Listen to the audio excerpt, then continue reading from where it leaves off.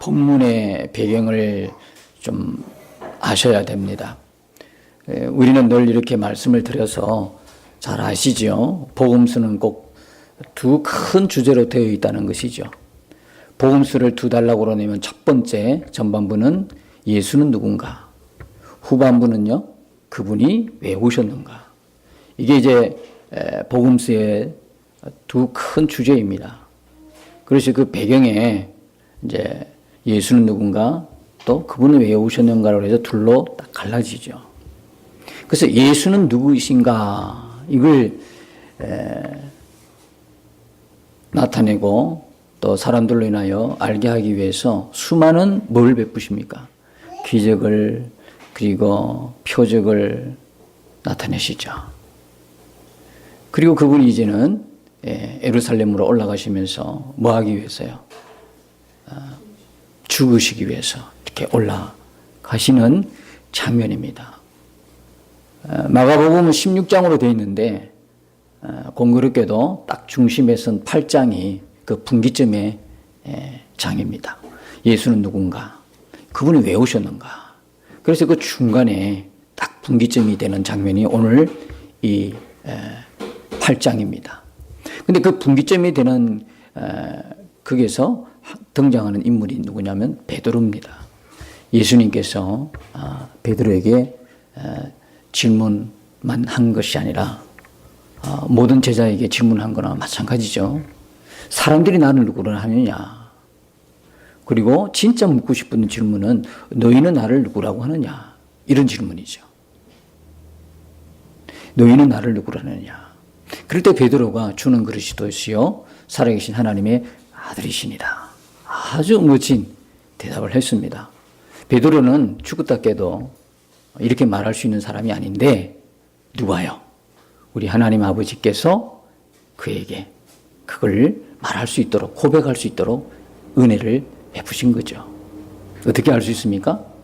불과 얼마 지나지 않아서 예수님이 책망을 받죠. 뭐라고 책망했습니까? 사단아 떠나가라. 내게서 떠나가라. 왜 그랬을까? 자, 그런 거 보면 베드로가 인격적으로 신앙적으로 또 완성이 되어서 성숙해서 분명히 주는 그리스도요 살아계신 하나님의 아들이십니다 라고 고백한 것은 아니라는 건 분명하죠.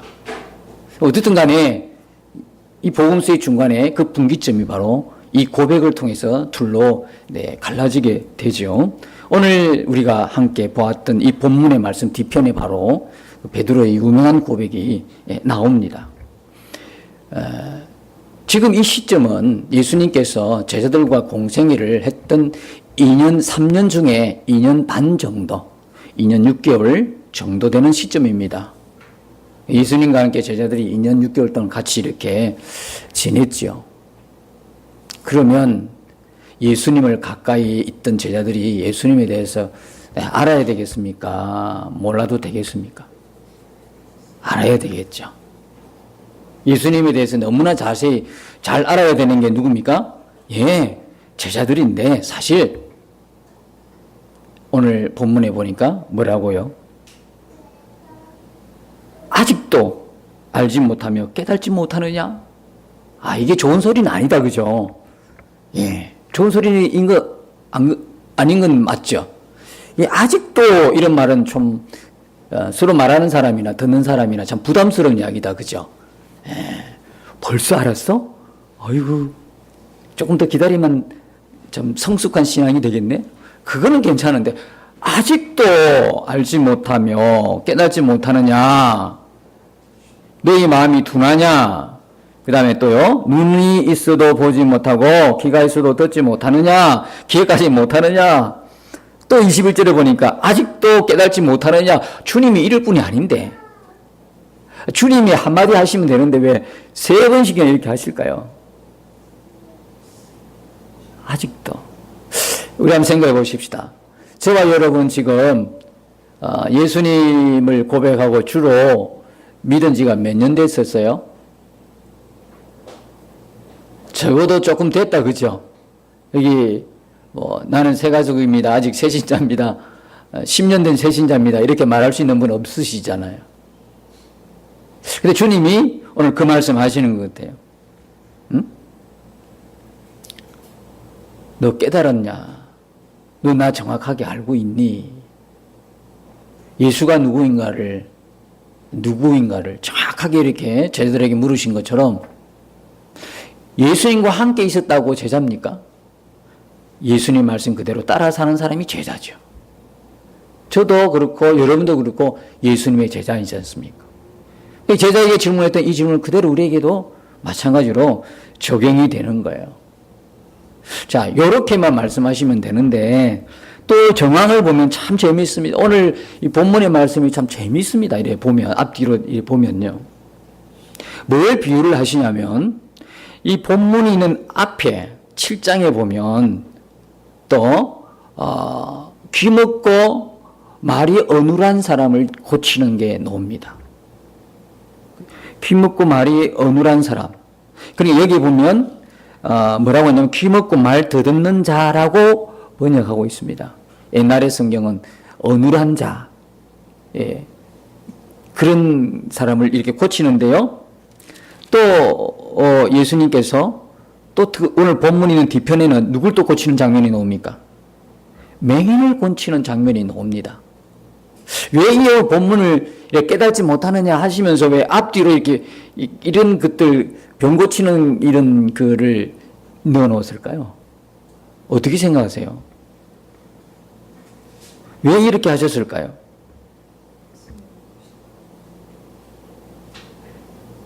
그러니까 이게 말이죠. 진짜 맹인이 누구냐 이거예요. 그렇겠죠. 진짜 들어도 깨닫지 못하고 보아도 알지 못하는 진짜 귀머거리 진짜 맹인이 누구냐 이거예요. 진짜 육적인 그 맹인이나 육적인 어눌한 자나 이런 사람들은 다 어떻게 됐습니까? 나중에 다 고침받았죠. 그렇잖아요. 다 고침받았어요. 다 고침받고 정작 문제는 뭐냐면 예수님을 눈앞에 두고도 알아보지 못하는 거예요. 예수님이 누군가에 대해서 분명한 답이 없는 사람들. 보아도 예수님 누군가를 모르고 들어도 무슨 말인지 깨닫지 못하는, 그것이 더 심각한. 그러니까 예전에 그 기억나십니까? 마가복음 2장에 나왔나요? 4명의 사람에 의해서 실려왔던 그 병자를 보고 너 병에서 노임 받고 일어나 걸어가라 하는 것보다 처음 예수님 뭐라고 이야기했어요? 내 죄 사함을 받았느니라 그러잖아요. 육신의 병보다도 치명적인 병이 뭐예요? 죄의 병이란 걸 말씀하고 있는 거예요. 그걸 통해서도요. 그러니까 우리가 지금 병들었다, 내가 앞이 안 보인다, 얼마나 답답하겠어요. 근데 우리가 그것만 진짜 심각한 줄 알고 있어요. 그게 우리에게 한계예요. 예수님은 어떻게 해요? 그거 심각한 병이 아니라 예수님을 두고도 알아보지 못하고 깨닫지 못하고 듣지 못하고 볼 줄 모르는 진짜 소경이 누구냐, 이걸 우리에게 말씀하는 거예요. 제자들이 2년 반 동안 따라다녔다니까요. 1년 반 동안 따라다녔는데도 이 예수님을 전혀 제대로 이해하지도 믿지도 않고 있어요. 그러면서 여러분 보십시오. 여기 보면 참 신기한 장면이 나옵니다. 7장에 보면 귀먹고 말 더듬는 자를 고치는데요, 이 무리들 가운데서 고치지 않습니다. 참 신기합니다. 따로 데리고 나갑니다. 그리고 따로 데리고 나가서 어떻게 하냐면 그에게 고치고 침을 뱉어서 그의 혀에 손을 대시고 그리고 고칩니다. 그리고 에바다 그럽니다. 그러니까 어떻게 됐습니까? 치유가 일어났습니다. 열렸습니다. 오늘 주님께서 우리에게도 에바다의 역사가 나타내 주시기를 축복합니다. 갇혀있는 것들로부터 막 풀어지는 역사, 답답한 것이 풀려지는 역사, 열려지는 역사, 우리 안에 계신 주님을 볼 수 있는 눈이 확 하고 믿음의 눈이 열려지는 역사 있기를 정말 축복합니다. 그렇게 열렸습니다. 그런데요, 이렇게 됐으면 좀 신기하지 않습니까? 무리들 가운데서 이 역사를 베풀어 주셔야죠. 정말 주님의 뜻이 이거라면. 그렇지 않습니까? 많은 사람들을 모아서 이제부터 내가 병 고친다 잘 봐라, 이렇게 해야 되는 거 아닙니까? 쇼를 해서라도 보여주기를 원하는 사람들이 얼마나 많은데요. 가짜 쇼를 하면서도 내가 이런 능력 있는 사람이라는 것을 보여주는 사람이 얼마나 많습니까? 근데 예수님이 참 희한합니다. 예수님은 따로 데리고 갑니다. 한적한 곳으로. 이제 그렇게 해서 고칩니다. 고치고는 뭐라고 말씀하시면 아무에게도 이러지 말아라. 아무에게도 말하지 말아라. 왜 이랬을까요? 이건 비정상 아닙니까? 말해야 되는 거예요. 만일에 제가요, 여러분 여기서 누가 병 고쳤다 그러면 어떻게 합니까? 주보에 실습니다. 그리고 막 전담하면서 우리 교회에 병 고쳤다 막 그렇게 하지 않겠습니까? 우리 목사님 유능한 목사님입니다. 능력 있는 목사님이라고 최대한 선전을 좀 많이 하라고 광고를 많이 하라고 광고하지 않겠습니까? 그런데 예수님은 말하지 말라는 거예요. 왜 이랬을까요? 그것뿐입니까? 오늘 본문 뒤편에 오는 맹인. 이 맹인은 참, 이 맹인도 참 우리가 이해하기 힘들게 고치십니다. 눈에 침을 뱉으시고 고치십니다. 이 성경이 참 너무나 예민해요. 침 뱉는 거 기분 좋습니까? 예수님이 이렇게 고치십니까? 예수님 고치실 때 여러 다양한 방법으로 고치시죠. 맹인을 고칠 때도 어떤 때는 침 뱉어서 진역을 이겨서 바르기도 하고, 또 어떤 때는 이처럼 침을 이제 이렇게 해서 하기도 하고, 어떤 때는 말씀을 통해서, 그죠? 요 뒤에 놓으면 9장에 보면 말씀을 통해서 병고침을 또 하십니다. 예수님은 말씀으로도 충분하시지요. 근데 왜 이런 액션을 취하십니까? 침 뱉는 게 기분 좋습니까? 침은 모독입니다. 근데 예수님이 이 맹인을 인격적으로 모독하는 것이 아니라 뭘요? 이 맹인의 상태. 무슨 상태? 죄의 속박 속에 있는, 저주 아래에 있는 이 인간의 실상, 이 실상을 저주하는 것입니다. 그런데 알고 보면요, 나중에 이 인간이 죄에 잡혀서 포로가 되어서 이 저주 아래, 진노 아래 있는 이 죄의 실상 그대로 누가 다 담당하십니까? 예수님이 담당하십니다. 그래, 마가복음 14장에 가면요, 15장, 14장 두 장에 걸쳐서 예수님이 뭘 받으십니까? 침뱉음을 당하시는 겁니다. 아시지요? 십자가 달릴 때도 병사들에게 침뱉음을 당하십니다. 우롱을 당하시고 모든 인간이 담당해야 될 걸 예수님이 다 감당하십니다.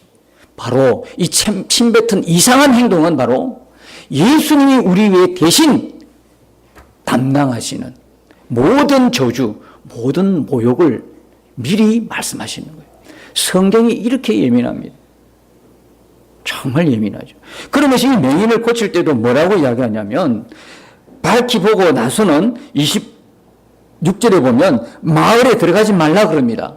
이 많은 사람들 속에 있는 사람을 데리고 마을 밖으로 나와서 고치고는 다시는 마을로 들어가지 마라 그래요. 왜 이랬을까요?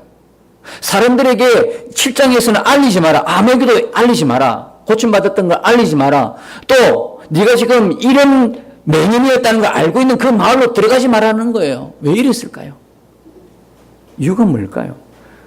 예수님은 이런 분으로 알려지기가 원치 않으신 거예요. 뭐로요? 병 고치는 의사쯤으로. 우리의 소원을 들어주시고 우리의 소원을 풀어주시고 내 기도가 잘되게 하시고 복되게 하시고 내 필요한 거 공급해 주시고 이것 때문에 오시지 않았다는 거예요. 그럼 뭐하러 오셨어요? 우리 위해서 죽기 위해 오신 거예요. 제자들까지도 이걸 몰라요. 어떻게 알 수 있어요? 예수님께서 뭐라고 말씀하십니까? 오늘 본문에 보니까 바리새인들의 누룩과 헤롯의 누룩을 주의하라고 했더니 누룩이라니까 뭐가 생각나요? 떡이 생각이, 빵이 생각이 나는 거예요. 그러니까 제자들끼리 아차 이거 방금 전에 그 빵을 안 가져왔네 하고 자기들끼리 수근수근 그리는 거예요. 예수님 얼마나 답답하시겠어요. 그 누룩은 그런 누룩이 아닌데 어떤 누룩입니까? 바리새인들의 누룩이라는 것은 바리새인들이 가르친 교훈을 이야기하는 거잖아요. 헤롯의 누룩은 뭡니까? 헤롯이 가르치고 있는 그 뭡니까? 교훈을 말하고 있는 거죠. 다시 말하면 바리새인의 누룩이라는 것은 바리새인은 뭡니까? 철저하게 율법주의자 아닙니까? 행함을 통해서 옳았다고 하는 자기를 자랑하고 내세우는 그잖아요. 그러면서도 자기는 못하면서 남을 정죄하고 판단하는 위선주의, 외식하는 사람들, 형식주의, 이런 자들의 가르침, 이거는 조심하라는 거예요. 헤롯의 그러면 누룩은 뭡니까? 헤롯은 세속주의를 말하거든요. 교회 안에 오늘 들어온 세상 풍조, 교회의 모든 가치관의 중심은 말씀이 되고 주님이 되어야 되는데, 이 교회 안에서조차도 가치관의 중심이 뭡니까? 판단의 중심이 뭡니까? 세상 풍조란 말입니다. 그냥 예수님의 이름으로 부자 되면 복을 받은 거예요. 예수 하나님의 이름으로 아파트 평수 넓어졌다면 복을 받았다고 이야기하는 거예요. 내 자식 잘 되면 복을 받았다는 거예요. 우리 아이 학교 좋은 데 가면 복 받은 거예요. 돈 많은 직장에 취직하면 복을 받은 거예요. 이게 다 뭡니까? 예수님이 진짜, 예수님도 그렇게 생각하실까요? 심령이 가난한 자는 천국을 볼 거라 말씀 우리가 찬양을 했지 않습니까?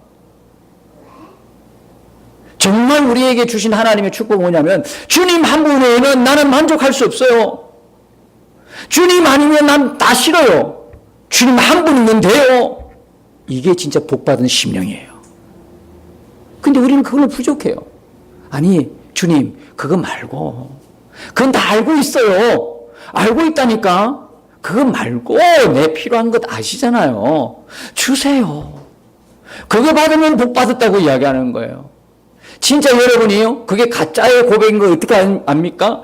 진짜 고백은 그렇지 않아요. 진짜 고백은 내가 말할 수 없는 고난 속에서도요, 말할 수 없는 아픔 속에서도, 말할 수 없는 가난 속에서도, 하는 것마다 안 돼도 그래도 나는 주님이십니다 라고 고백하는 그 심령, 그게 하나님이 진짜 그 사람에게 준 축복입니다. 그걸 보는 눈이 다 감겨버렸어요. 그러니까 교회 안에서조차도 서로 비교하고 서로 평가하고 판단하고 정죄하고 그렇습니다. 우리 아이는 저 집사보다 잘 돼야 돼. 우리 아이는 저 집사보다 좋은 학교 가야 되고 좋은 직장 가야 되고 돈 많이 벌어야 돼. 그게 세상 풍조가 교회 안으로 들어온 증거인 것입니다. 우리의 모든 판단과 우리의 모든 가치관의 기준은 누구냐면 오직 말씀이고 예수 그리스도이십니다. 이런 걸 조심하라는 거예요. 이런 걸 조심하라는 거예요. 그 다음에 이게 마태복음에 가면요, 사두개인의 누룩이라고 또 나옵니다. 여기는 이제 생략이 된 사두개인의 누룩은 또 뭘까요? 사두개인들은요, 부활도 안 믿고, 내세도 안 믿고, 마귀 사단도 안 믿고, 천국도 안 믿고, 지옥도 안 믿고. 뭡니까 도대체? 인간의 합리적인 이성, 그게 중심이 된 사람. 오늘 가면 종교다원주의를 외치는, 그죠? 자유주의 신학자들. 그들을 조심하라는 거예요, 여러분. 그들을 조심하라는 거예요. 그러는데 이 제자들은요, 지금 정신을 못 차리고 있습니다. 빵을 안 가져온 것 때문에 서로 뭡니까? 수군거립니다. 여러분, 우리는요, 답이 없습니다. 우리는 인생의 답을 갖고 있는 답을 갖고 사는 사람이 아니에요. 우리 인생의 답은 오직 예수 그리스도이십니다.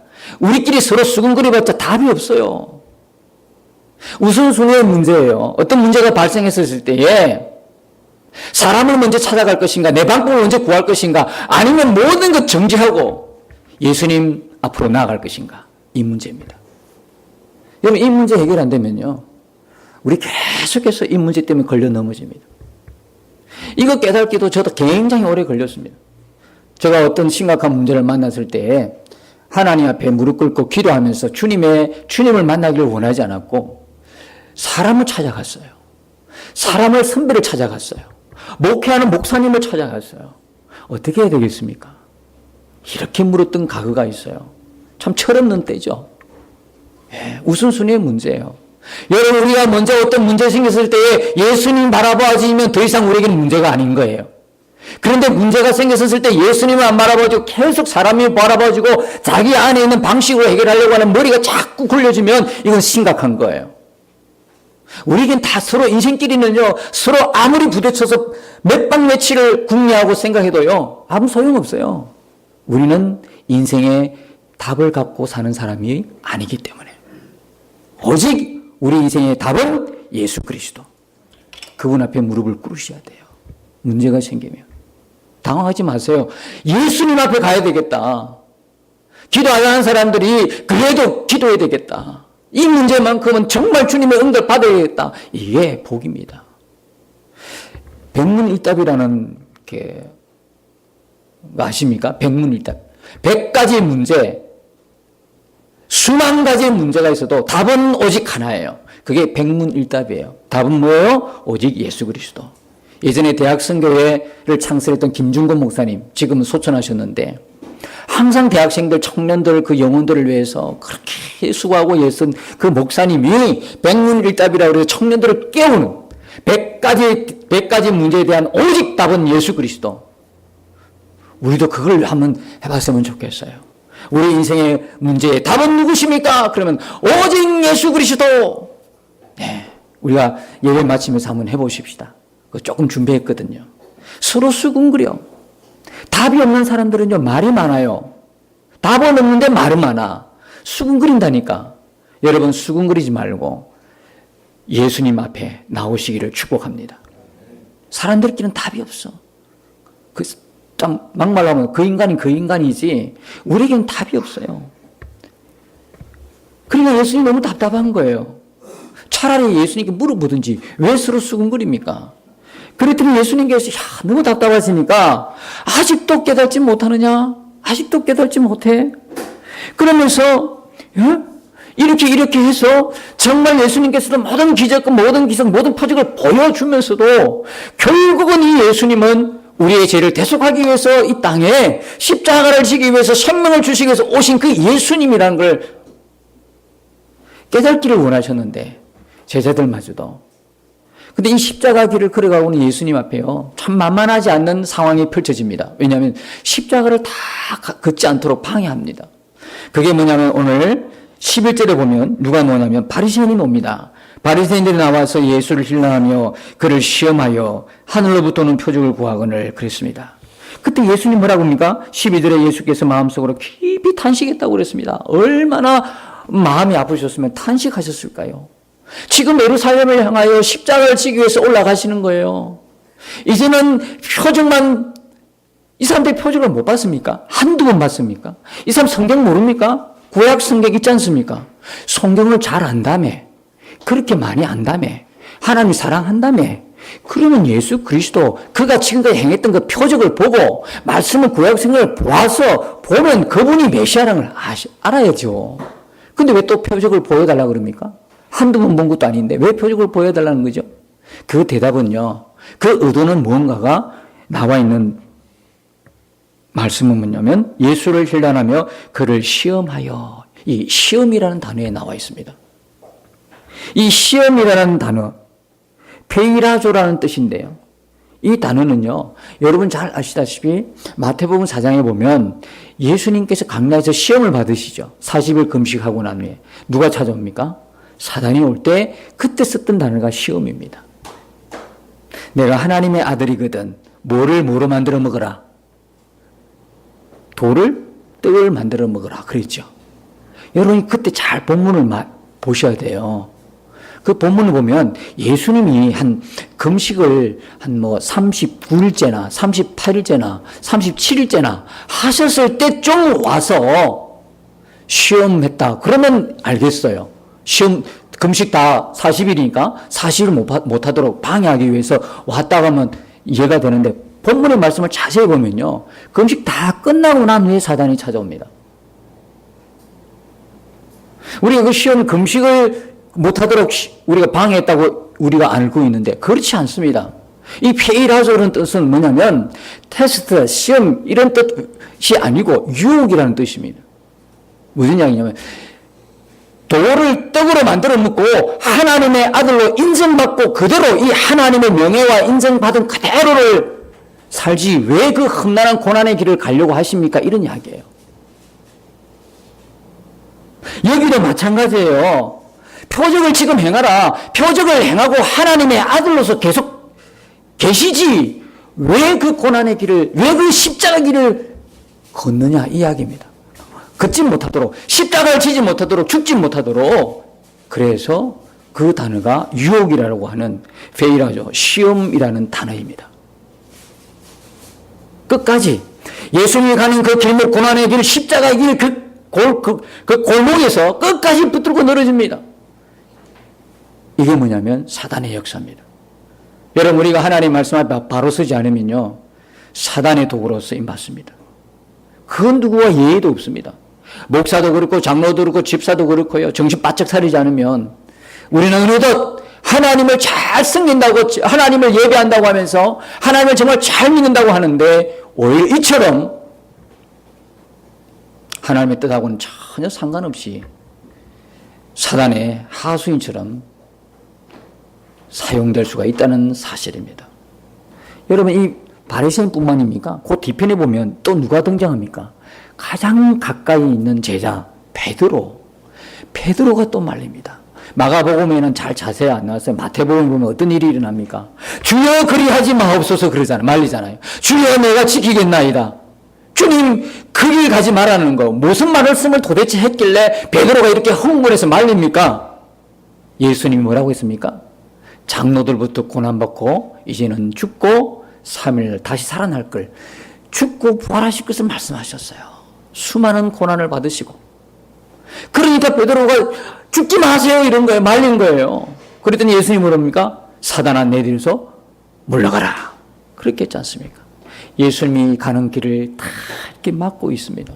사람들은 또 어떻게 생각하고 있습니까?